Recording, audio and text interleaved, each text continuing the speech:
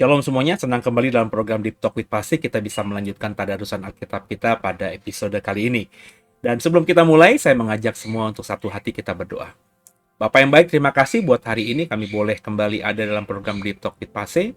Bicara kepada kami Tuhan, agar ayat-ayat Alkitab yang kami baca bisa kami mengerti, kami pahami, dan akhirnya membuat kami semakin bisa menyadari dan mengarahkan kaki memiliki hidup yang menyenangkan hati Tuhan. Jangan satupun kami yang kau lalui, kami siap diberkati. Haleluya. Amin. Yuk Bapak Ibu, kita siapkan Alkitab kita. Kita langsung ya membaca dan merenungkan firman Tuhan sehingga bisa mendapatkan rema yang bisa kita pakai untuk menjalani sisa hidup kita masing-masing. Ya, kita akan melanjutkan Amsal pasal yang ke-13 ya. Bersama saya ya, kita baca Amsal yang ke-13. Demikian firman Tuhan. Anak yang bijak mendengarkan didikan ayahnya, tapi seorang pencemooh tidak mendengarkan hardikan. Dari buah mulutnya seorang akan makan yang baik, tapi nafsu seorang pengkhianat ialah melakukan kelaliman. Siapa yang menjaga mulutnya memelihara nyawanya, siapa yang lebar bibir akan ditimpa kebinasaan. Hati si pemalas penuh keinginan, tapi sia-sia. Sedangkan hati orang rajin diberi kelimpahan. Orang benar benci kepada dusta, tapi orang fasik memalukan dan memburukan diri. Kebenaran menjaga orang yang saleh jalannya, tapi kefasikan mencelakakan orang berdosa. Ada orang yang berlagak kaya, tapi miskin, tapi tidak mempunyai apa-apa. Ada pula orang yang berpura-pura miskin, tapi hartanya banyak. Kekayaan adalah tebusan nyawa seseorang. Tapi orang miskin tidak akan mendengar ancaman. Terang orang benar bercahaya gemilang, sedangkan pelita orang fasik padam. Keangkuhan hanya menimbulkan pertengkaran, tapi mereka yang mendengarkan nasihat mempunyai hikmat. Harta yang cepat diperoleh akan berulang, tapi siapa mengumpulkan sedikit demi sedikit menjadi kaya. Harapan yang tertunda menyedihkan hati, tapi keinginan yang terpenuhi adalah pohon kehidupan. Siapa meremehkan firman, ia akan menanggung akibatnya. Tapi siapa taat kepada perintah akan menerima balasan. Ajaran orang bijak adalah sumber kehidupan, sehingga orang terhindar dari jerat-jerat maut. Akal budi yang baik mendatangkan karunia, tapi jalan pengkhianat mencelakakan mereka. Orang cerdik bertindak dengan pengetahuan, tapi orang bebal membeberkan kebodohan. Utusan orang fasik menjerumuskan orang ke dalam celaka, tapi duta yang setia mendatangkan kesembuhan. Kemiskinan dan cemooh menimpa orang yang mengabaikan didikan, tapi siapa mengindahkan teguran, ia dihormati. Keinginan yang terlaksana menyenangkan hati, menghindari kejahatan adalah kekejian bagi orang bebal. Siapa bergaul dengan orang bijak menjadi bijak, tapi siapa berteman dengan orang bebal menjadi malang. Orang berdosa dikejar oleh malapetaka, tapi ia membalas orang benar dengan kebahagiaan. Orang baik meninggalkan warisan bagi anak cucunya, tapi kekayaan orang berdosa disimpan bagi orang benar. Huma orang miskin menghasilkan banyak makanan, tapi ada yang lenyap karena tidak ada keadilan. Siapa tidak menggunakan tongkat, benci kepada anaknya. Tapi siapa mengasihi anaknya, menghajar dia pada waktunya. Orang benar makan sekenyang-kenyangnya, tapi perut orang fasik menderita kekurangan. Haleluya, terpujilah nama Tuhan. Ya, Bapak Ibu, dari Amsal 13, apa yang Bapak Ibu dapatkan? Ya, saya tadi membaca Amsal 13, tentu ini hampir mirip ya.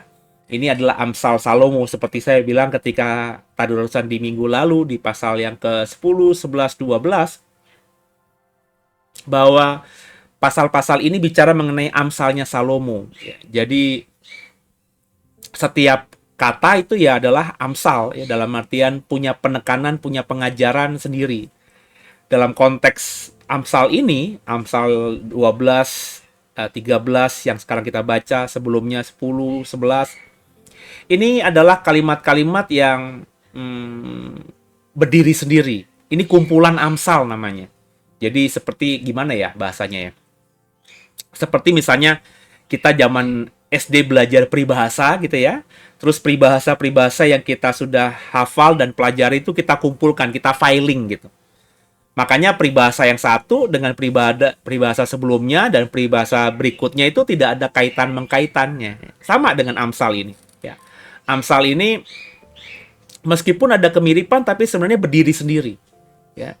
Jadi ini bukan sebuah cerita yang harus diperhatikan konteksnya, karena seringkali kan saya bilang kalau kita membaca Alkitab lihat konteks, lihat konteks, lihat konteks. Dan dalam Amsal 13 ini konteksnya konteks kata-kata Amsal, kata-kata nasihat gitu ya, kata-kata yang indah ya, yang memberi pembelajaran buat setiap kita. Jadi setiap kata dalam hal ini diwakili oleh setiap ayat itu mungkin tidak berhubungan dengan ayat sebelumnya atau ayat setelahnya karena ini berdiri sendiri. Inilah kumpulan Amsal dari Amsalnya Salomo, kurang lebih begitu. Jadi di pasal 13 tadi diajarkan bahwa anak yang bijak mendengarkan didikan ayahnya, tapi seorang pencemooh tidak mendengarkan hardikan. Ini yang harus diperhatikan oleh setiap kita bahwa bahwa kita ini harus mendengarkan didikan dari orang tua kita. Kalau kita hubungkan dengan ayat-ayat terakhir, kalau tidak salah tadi kalimatnya begini nih, kalimat ayat terakhir. Siapa tidak menggunakan tongkat benci kepada anaknya, tapi siapa mengasihi anaknya menghajar dia pada waktunya. Ya. Jadi itu kalimat-kalimat terakhir dihubungkan dengan kalimat awal tadi bahwa anak itu harus mendengarkan didikan ayahnya. Jika ayahnya tahu bahwa anaknya ini tidak mendengarkan didikannya, maka pakailah tongkat.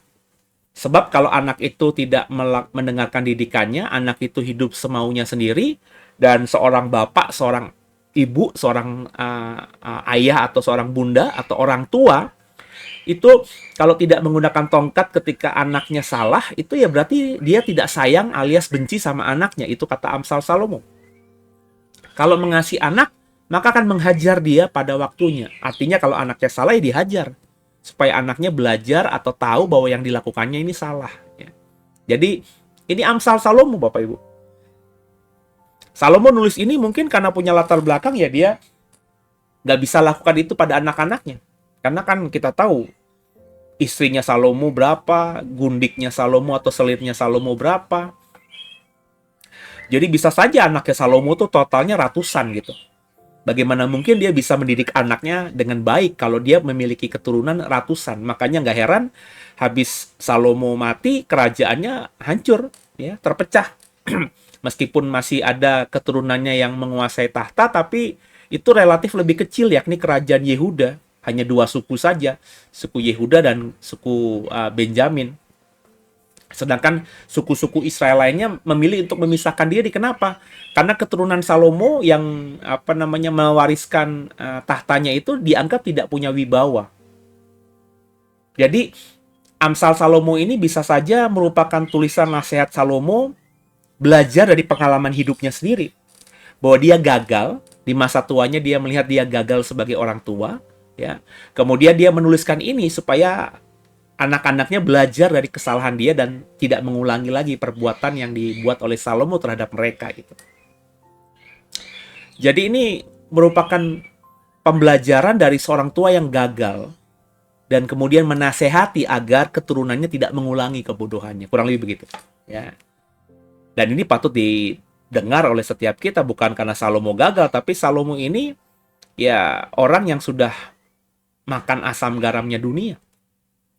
Salomo sudah menjadi orang yang luar biasa melewati masa hidupnya lebih daripada orang-orang lainnya.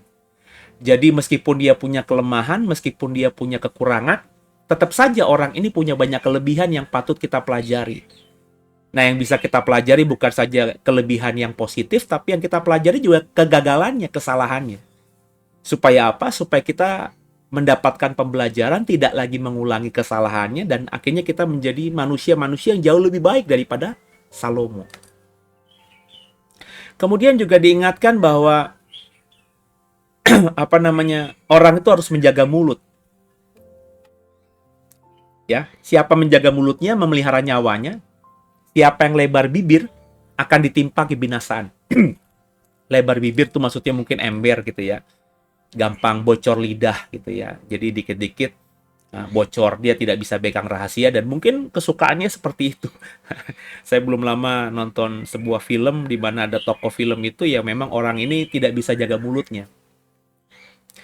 tanpa verifikasi, tanpa di cross check dulu, pokoknya dia mendapatkan informasi langsung dia simpulkan sendiri dan langsung dia publish gitu. Apa namanya? Maafkan saya. Orang ini bangga sekali kalau banyak orang itu mendapatkan berita pertama dari mulutnya dia. Nah, inilah orang yang dikatakan oleh Salomo sebagai orang yang lebar bibir. Orang yang seperti ini akan ditimpa kebinasan, dan dalam film itu juga orang ini akhirnya ketiban pulung gitu, ya. Karena tadi ya, karakter dia yang tidak bisa mengerem atau mencerna dulu ya semua berita yang dia dapatkan, langsung disimpulkan ya sesuai hatinya, semau hatinya sendiri tanpa melihat sudut pandang yang lain atau mencari tahu terlebih dahulu kenapa seperti ini, tapi langsung dibocorkan begitu saja. Kemudian juga belajar dari Salomo tadi, dikatakan hati si pemalas penuh keinginan tapi sia-sia, sedangkan hati orang rajin diberi kelimpahan. Jadi pemalas itu punya keinginan tapi ya sia-sia gitu, karena pemalas ya cuma punya keinginan tapi tidak mau mengusahakan. Tapi kalau orang rajin pasti diberi kelimpahan. Nah, seringkali kita kan seperti itu juga ya, sukanya bermimpi, sukanya merenung. Ya saya eh, di masa muda saya punya contoh yang konkret sekali, ya. Ya, saya punya tetangga itu cukup dekat dengan rumah saya. Ini apa namanya, laki-laki yang jauh dewasa, lebih dewasa dari saya. Mungkin selisih usianya sama saya itu ada sekitar belasan kalau nggak 20-an tahun. Jadi memang senior sekali dia. Mungkin belasan tahun kali ya. Bangsa paling paling sedikit 15 tahun selisihnya dengan saya. Jadi saya manggil dia memang abang gitu ya. Ini orang kalau bicara ya itu seolah-olah dia menguasai segalanya. Jago banget lah ya. Karena mungkin juga dia suka baca dan lain sebagainya ya. Saya nggak tahu uh, pendidikannya, apakah dia pinter atau pandai, karena selisih kami usianya cukup jauh. Jadi saya ketika dia SMA aja saya mungkin masih TK gitu kan.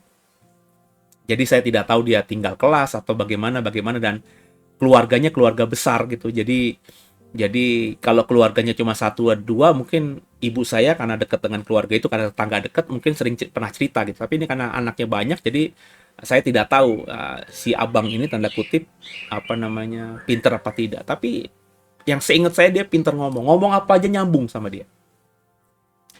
Rumahnya itu selalu jadi base camp. Ya, jadi saya tuh di masa remaja saya itu lebih tua daripada lebih tua daripada umur saya gitu. Kenapa? Karena tadi si abang ini yang rumahnya dekat dengan saya ini rumahnya di base camp. Jadi banyak anak muda di kompleks saya itu kalau malam-malam atau kalau kapan saja itu ya nggak ada kerjaan atau pulang sekolah, pulang kuliah, pulang kerja, selalu nongkrong. Karena dulu kebetulan si abang ini orang tuanya punya warung kecil gitu. Ya, jadi sambil makan kacang, ngerokok gitu ya zaman dulu ya. Mereka ya, bukan saya ya. Nah, karena mereka sering nongkrong di depan rumahnya si abang ini dan rumah abang ini dekat dengan saya, ya saya ya sering juga akhirnya ya nongkrong. Nah, saya termasuk yang paling kecil di tongkrongan itu. Yang saya pahami ketika mereka ngobrol apapun ya si abang ini termasuk pinter ya, pandai ngomong ya. Imajinasinya luar biasa. Mimpinya juga luar biasa, wawasannya cukup luar biasa menurut saya saat itu ya. Tapi ya tadi ya, orang ini nggak jadi apa-apa. Ya, yang saya tahu, seingat saya dia pernah kerja, tapi nggak lama kemudian ya tidak lagi bekerja, entah kontraknya habis atau apa saya nggak tahu karena tadi selisihnya cukup jauh dengan saya. Intinya yang saya ingat sampai dia akhirnya meninggal, dia selalu di rumah. Ya, istrinya yang bekerja, dia di rumah. Dan apa namanya, apa ya, ya cuma jago dalam bermimpi, tapi tidak bisa mengaplikasikan mimpinya itu. Saya masih ingat ketika dia tidak ada pekerjaan, beberapa ditawarkan dengan pekerjaan, maafkan saya, jadi driver, jadi sopirnya orang, itu pun juga dia tidak bertahan lama. Padahal menurut saya ya, kalau jadi sopir kan ya, sopir pribadi kan tidak susah ya. Tidak ada target harus bayar setoran gitu ya. Terus juga namanya sopir pribadi, apa namanya, orang tentu kan kerjaannya ya santai. Terlebih saya ingat banget, dia tuh kerja ya sama termasuk masih tetangga juga gitu ya. Yang pekerjaannya juga tidak terlalu berat, setahu saya cuma nganter ke kantor. Terus ya kalau apa namanya, tuannya ini di kantor ya dia mungkin standby aja di kantor itu. Nanti pulang baru diantar lagi gitu. Jadi waktunya lebih banyak waktu senggang. Dan itu seingat saya juga tidak lama ya. Saya nggak tahu alasannya kenapa dia berhenti dan tidak bekerja lagi ya. Jadi saya ingat sampai dia meninggal itu ya di rumah aja. Nah, saya udah kuliah, kerjaannya ya cuma di rumah siang-siang ngerokok gitu ya, nongkrong sama teman-temannya yang ya usia dia saat itu mungkin sekitar 50-an ya. Ya nongkrong-nongkrong aja gitu. Apa namanya, tidak ngapa-ngapain gitu ya. Mungkin pengangguran juga gitu ya. Dan ya yang saya ingat seperti itu. Itu saya menangkap atau mendapatkan pengalaman orang yang secara wawasan cukup luas tapi malas ya. Tidak menghasilkan apa-apa. Dan ini pembelajaran justru ya. Saya berpikir yang ini contoh orang malas seperti ini karena saya berpikir dengan otaknya dia ya, saya sekali lagi tidak tahu dia IQ-nya berapa ya, tapi wawasannya kan luas. Dengan dia pintar ngomong, terus wawasannya cukup luas, mestinya orang ini bisa mudah dapat pekerjaan. Itu teori saya ya. Tapi ya faktanya saya ingat belasan tahun pokoknya dia di rumah saja. Nah, tidak ngapa-ngapain ya, istrinya yang banting tulang dan dia seingat saya hanya mengurus anak-anaknya saja. Jadi inilah apa, ada orang-orang seperti itu ya. Jadi kalau pemalas itu biasanya punya keinginan, punya mimpi yang tinggi-tinggi tapi nggak bisa diaplikasikan, sedangkan orang rajin itu pasti diberi kelimpahan. Nah, Salomo mengingatkan ini ya.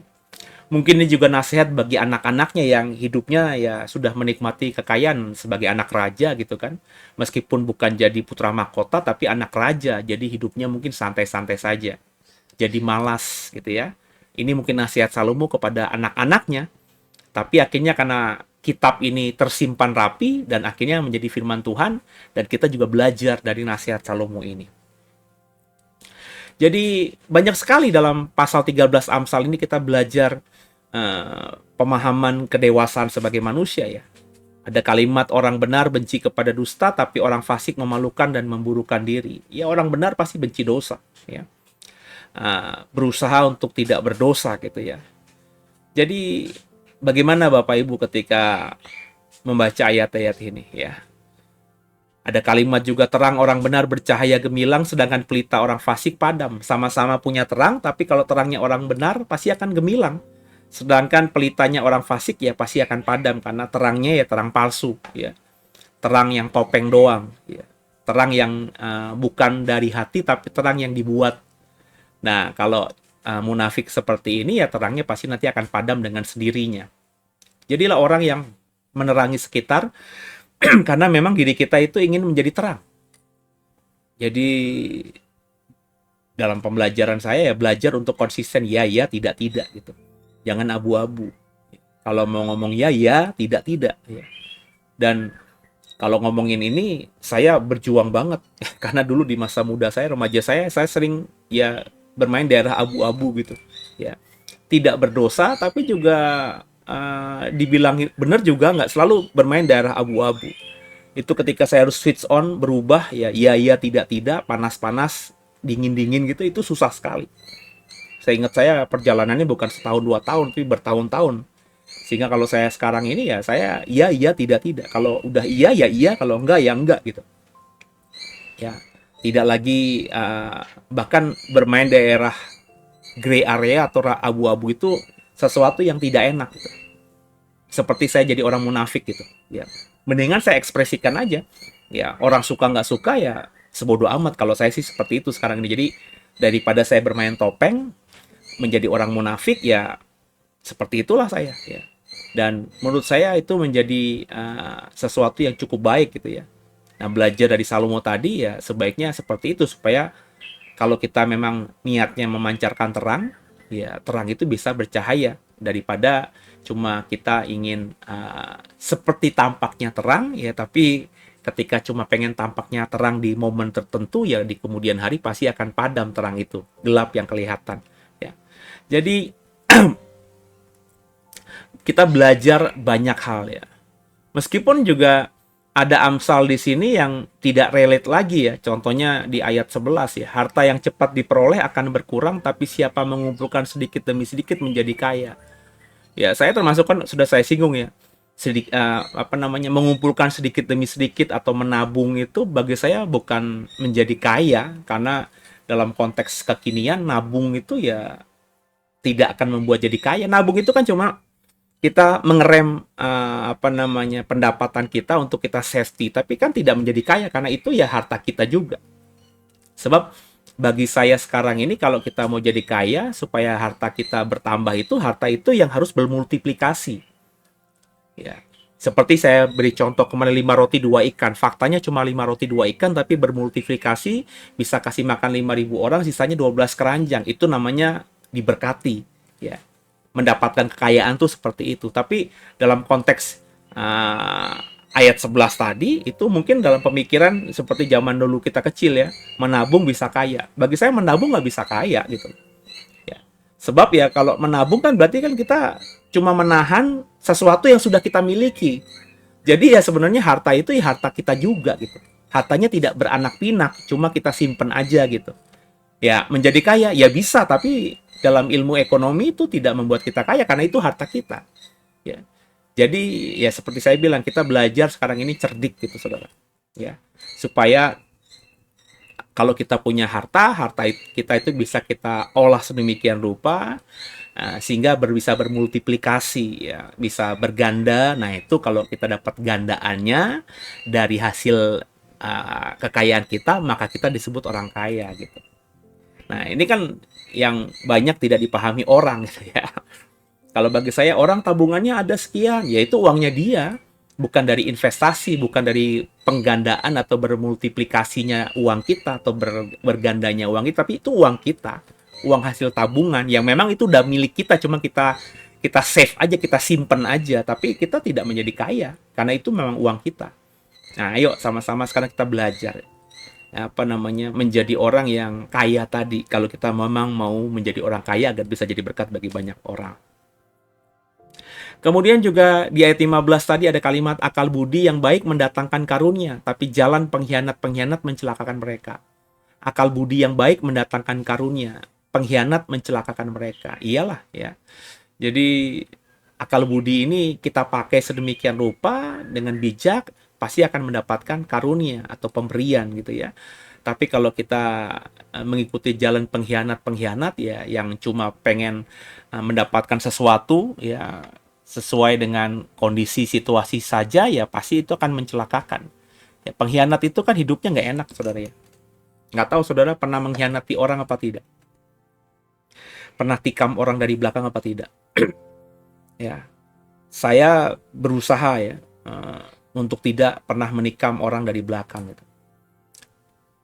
Dalam pelayanan saya sempat terjebak dulu. Saya ada pernah di posisi dalam sebuah pelayanan sebuah gereja yang saya bisa dengan mudah menjatuhkan orang lain atau menaikkan orang lain gitu ya. Misalnya saya punya teman, saya naikin, saya bisa ya, saya punya akses itu.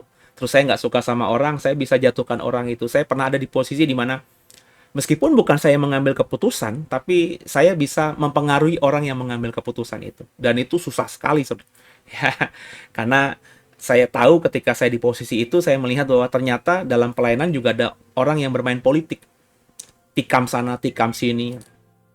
Sebelum saya ada di level itu, saya berpikir semua hamba Tuhan tuh rekan sekerja, ya, sun sugos, rekan sekerjanya si Paulus gitu ya, teman sekerja, teman sepelayanan, saling dukung. Tapi setelah saya ada di posisi yang cukup baik dalam pelayanan dalam sebuah institusi gereja, saya melihat bahwa ternyata ini adalah gap-gapan, ya, ada persaingan terselubung. Pendeta A punya tim, pendeta B punya tim. Ya. Itu ketika ada dalam satu pelayanan, ya mereka sepertinya melayani bersama-sama, ya. Tapi ternyata ketika mereka sendiri-sendirian, mereka saling bicarakan, ya, saling memata-matai, saling menjatuhkan satu dengan lainnya. Dan saya paham itu kenapa, karena ketika saya ada di posisi orang ini, ya, mereka semua punya tim, saya tidak punya tim. Memang saya mengkondisikan diri saya nggak punya tim gitu. Sebab kalau saya punya tim, saya percaya tim saya nanti akan mensetir saya. Ya, saya udah sendirian aja. Jadi karena saya sendirian, saya dianggap netral gitu ya. Sehingga saya dekat dengan si pendeta A, saya juga dekat dengan pendeta B. Ya. Dalam banyak pelayanan saya sering nongkrong dengan grupnya pendeta A, di lain kesempatan saya nongkrong dengan grupnya pendeta B. Ya. Dan dari omongan itu saya tahu, ya, bahwa mereka itu punya punya apa ya, punya agenda politik masing-masing. Ya. Uh, Mencari panggung masing-masing, dan itu mengejutkan saya jujur aja. Jadi rupanya ada seperti hal itu juga ya dalam pelayanan, ya. Kita tidak menjadi orang yang tulus gitu ya, kita punya kepentingan-kepentingan yang terselubung, dan menurut saya itu yang harus dihindari, ya. Bapak Ibu, janganlah bermain politik, ya. Jadilah orang yang jujur saja, ya, apa adanya, ya. Ya, tidak, tidak. Orang yang benar-benar melakukan apa yang disebut dengan kebenaran. Maka kalau kita ikuti Amsalnya Salomo tadi, kita pasti akan jadi orang yang diberkati, ya. Akan jadi orang yang kaya, gitu ya. Dan ini memang butuh perjuangan yang berat, karena untuk bisa sampai ke sana, mengikuti semua Amsal-Amsal Salomo ini ya bukan perjuangan yang mudah, perjuangan yang susah. Pasti ada harga yang dibayar.